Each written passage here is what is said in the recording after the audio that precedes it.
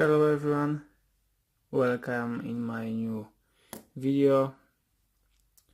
Today I will review the Kinetic M3A3 Bradley, and it will be a build review. As you see, I finished the assembly. This is how this kit comes out.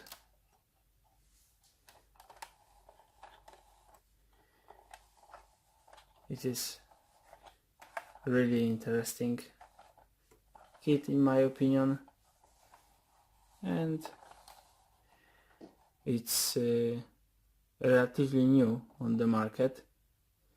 So if you are interested, I will talk a little bit about the build, show you a few places where I had a problem with the build, and I will conclude the overall. Let's start. Let's start from the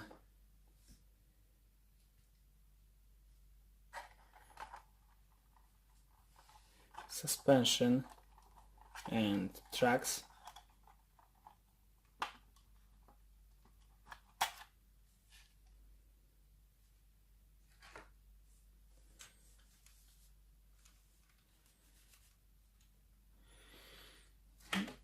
The build of this part of the vehicle was really simple overall. This kit is relatively simple to build, is not complicated, so it's a good proposition for not advanced modelers or for someone who likes fast builds.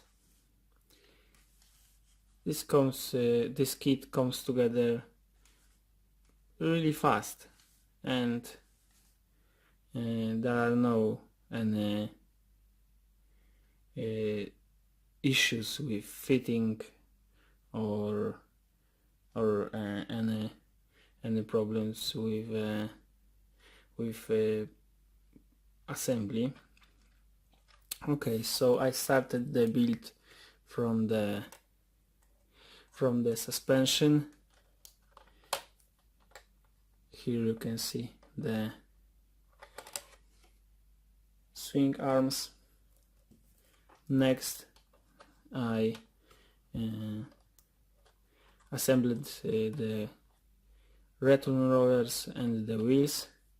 The wheels comes together from 5 parts each: the outer and inner rim, 2 rubber bands and polycap that is inside the wheel, so all wheels are removable for the painting. It's a good feature in my opinion. Next I assembled the tracks. As you see, there are linked and length tracks, and they comes together very well. You can see they fit on the sprocket wheel very good. They have injection pin marks on the inner side, but I shaved them off, sanding a little bit, and as you see,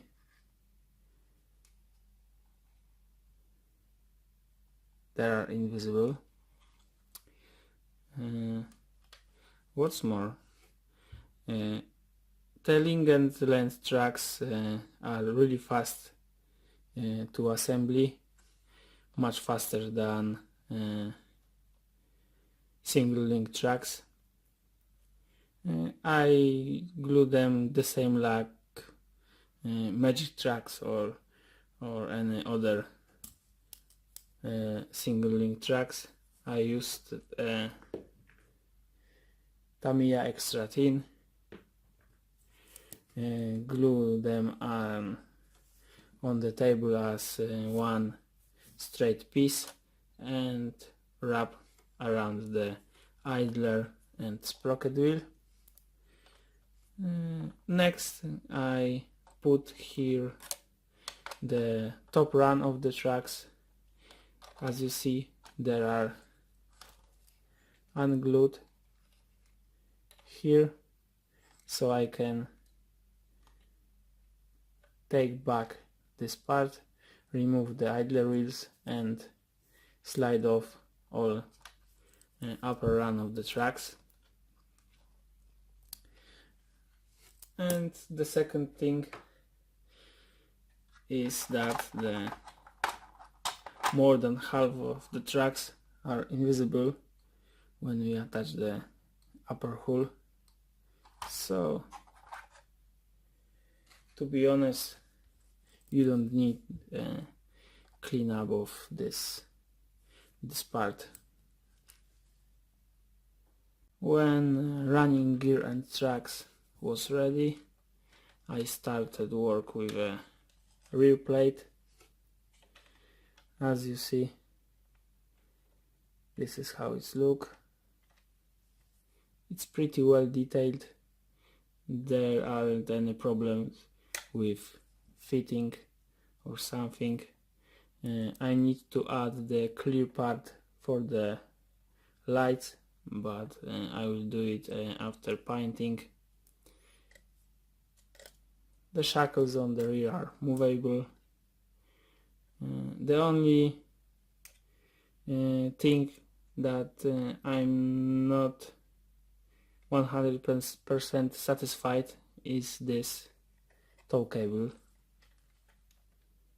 It's not bad, but the piece of copper wire will look much better. But I haven't the correct one on my stash, so I used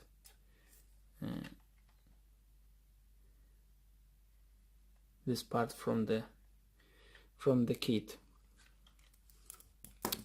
What's more, the front plate also looks good, some nicely done rivet details. Here also I assembled these two details, and the lower hull is ready. It's important that the upper and lower hull fits together very well. Okay, so I can leave this unglued and remove all upper hull for the painting, so I have a good access for running gear and suspension. It is really good. As you see, it slides off and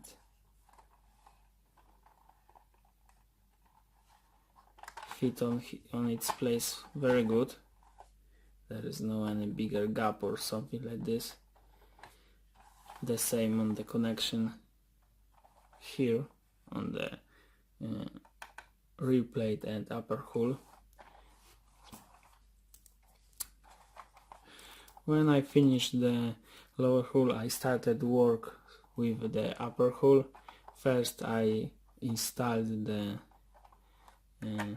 Basque tree armor. As you see, it looks awesome in my opinion.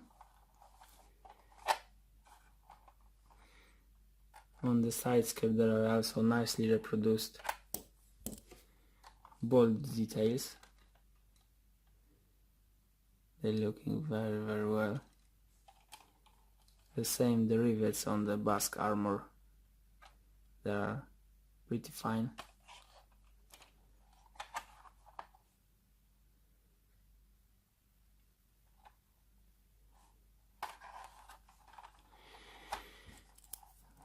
The side armor fits very good. As you see, there are no any bigger gaps. I only used some putty on this place. I will remove this.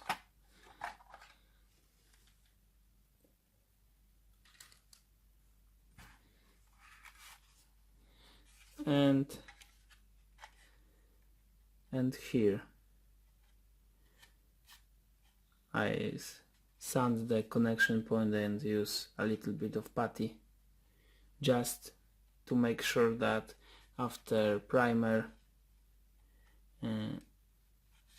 it will look okay, that there any gaps or something like this will be visible.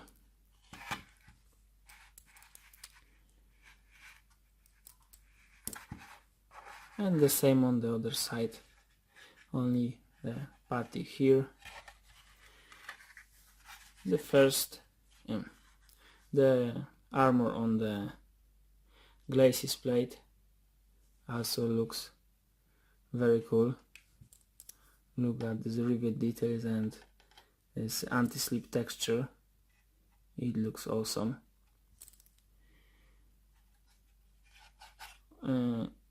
This part fits without any problems, so the building goes really fast. When I finished to install this,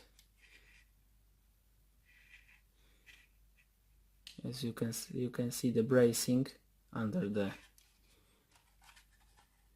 the additional armor on the glacis plate. So as you see, the skid is very well detailed. Next I started work with headlights. You can see how this part looks.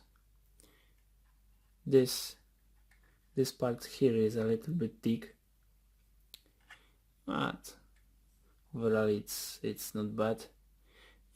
I decided to add some electrical wires for the front lights, just to improve the level of details. A few minutes of work, but final effects will be much better.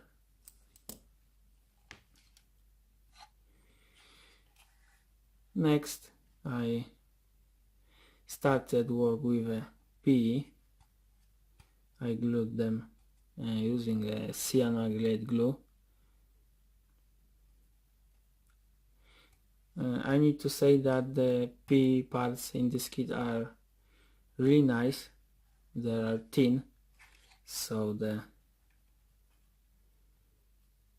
it is visible what's under the PE mesh, the louvers on the engine, and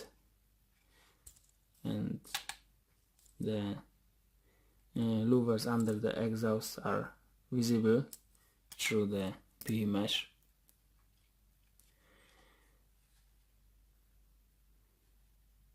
What's more, I also glued these tools.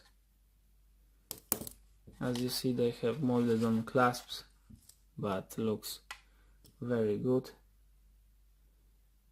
not too thick.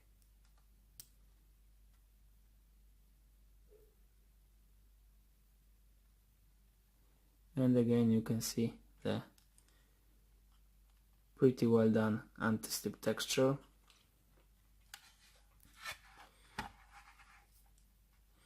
Overall, all parts in this area fits together very well. One thing worth to mention is that this hooks for the lift have positioning bolts, and they are a little bit too thick, so you need to make the holes bigger or shave them off. I just cut them off and glue these parts on its place. without the positioning bolts. The driver hatch also looks very well. I don't install the periscopes yet. I will do this after painting. As you see, the access here is excellent, so there is no point to install them now, and masking much easier will be just gluing it after painting. The same the hatch for the scouts looks really fine. Overall, the upper hull comes together without any problem. I spent 3 or 4 hours building it, so it's pretty straightforward and easy to build. And the turret, as you see, the turret looks really awesome. It is really busy and well detailed.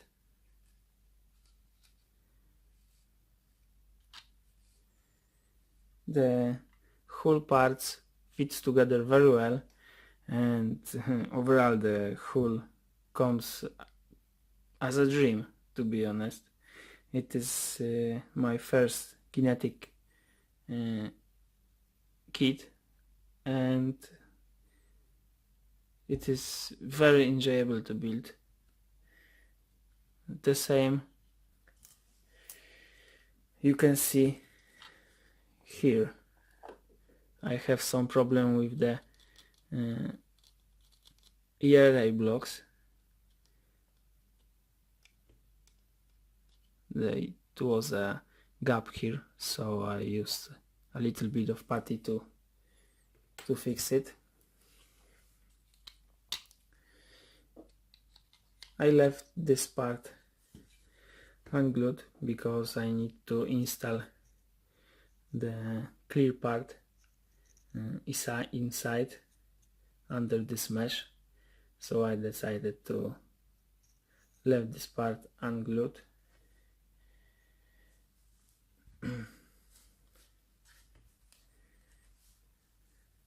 The tow missile launchers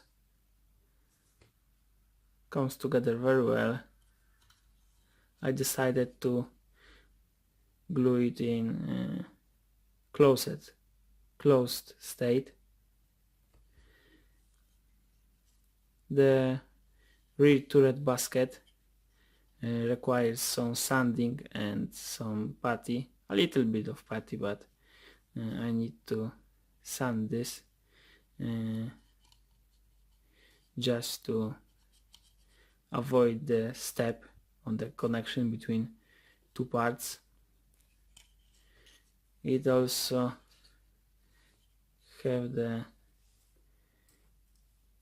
injection pin mark, you can see it, that need to be removed,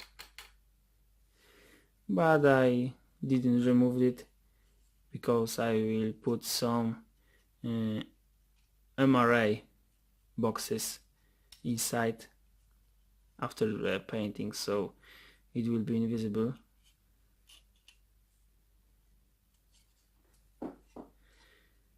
This part is movable.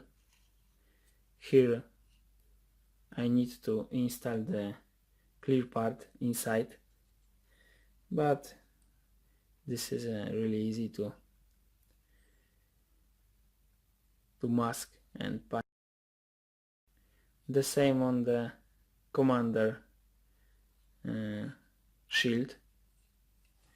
I installed all the glasses now because some parts are made from clear but they need to be painted, so I decided to place this part on this stage and mask for painting.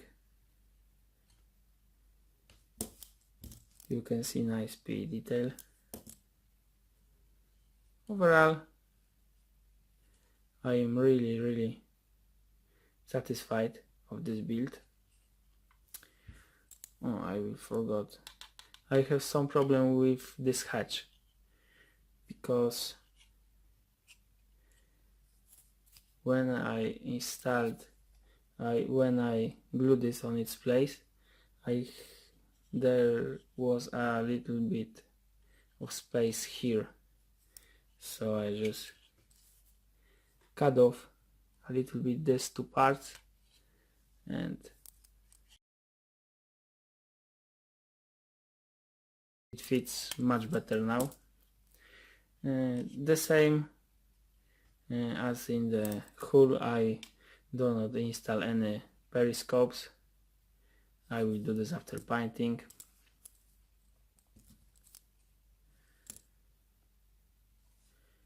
What's more, overall this turret comes together pretty well. I said about the problems. There are only a few in this area. I'm also pretty glad from the barrel, because despite that it is a plastic, it looks very good. It comes in one piece as slide molded parts, so it is easy to clean up and looks very good. I also drill out the machine gun barrel because it was a solid part, so I need to drill the hole here, and now it looks much better. Smoke dischargers goes together pretty well, despite that they have some weird angles. They fits without any problems. The same like the side panels of the turret. Also they fits together very well,